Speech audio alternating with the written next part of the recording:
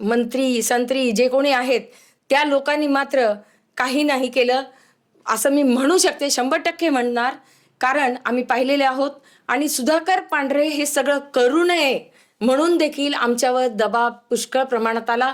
Even एवढंच की माझ्या नोकरीला मला माझी बदली किनवटला करणार अशी ही धमकी सुधाकर पांढरेला दिलेली आहे. पण सुधाकर पांढरे आणि सुधाकर पांढरेची बायको आणि आमचे कार्यकर्ते या धमकीला कधीही घाबरणार नाहीत. या म्हणजे अशी एक 1.5 वर्षापूर्वी पासून सुरुवात केली त्यांनी की सुधाकर पांढरे म्हणायचं म्हणजे त्यांच्याकडे निरोप पाठवायचा की सुधाकर शांत राहा नाहीतर तुझ्या बायकोची बदली दूर करणार. बायकोची बदली दूर केली तर काय झालं, बायको तिथे जाऊन नोकरी कर. आणि बायको सुधाकर पांढरेच्या खांद्याला खांदा लावून फिरणारी बाई आहे. सुधाकर पांढरे एक वेळेला हात उचलायला कमी करतील पण ज्योती पांढरे कधी कमी करत नाही.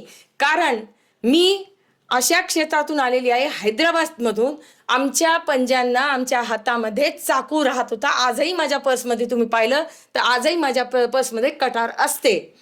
ज्योती पांढरे कधी घाबरत नाही आणि अशा मंत्र्यांना तर बिलकुल घाबरत नाही. ते डाबले आहेत, इथेही बोलायलेत तिथेही बोलायलेत तिथेही बोलायलेत.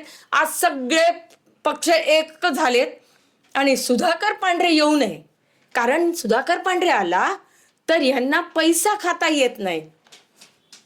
आणि आमच्या कार्यकर्त्यांना नोटिसा पाठवायलेत आता की तुम्ही आचारसंहितेचा भंग केला. अरे कुठे केला? जो मुलगा आमच्याकडे आलाच नाही, तो फक्त आपले बाहेरचे कामं करतो, त्याला म्हणतात तुम्ही आचारसंहिता भंग करता. हे कोणाचं आहे? पैशाच्या जोरावर आहे. आणि हे पैशाचा जोर ते अशोकराव चव्हाण, मी नावानी निशी सांगते, अशोकराव चव्हाण, बालाजी कल्याणकर असे जे काही आहेत नावं, हे आमच्या विरोधात इतकी कट कारस्थी चालवत आहेत.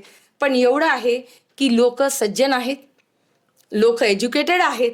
त्यांना माहिती आहे की कोण काम करतंय आणि कोण मतं घेऊन आपल्या घरांमध्ये म्हणजे काय म्हणतात पदर घेऊन बसणाऱ्या बाया ज्या नंतर कधीही बघत नाहीत, अशा लोकांना मतदान करा.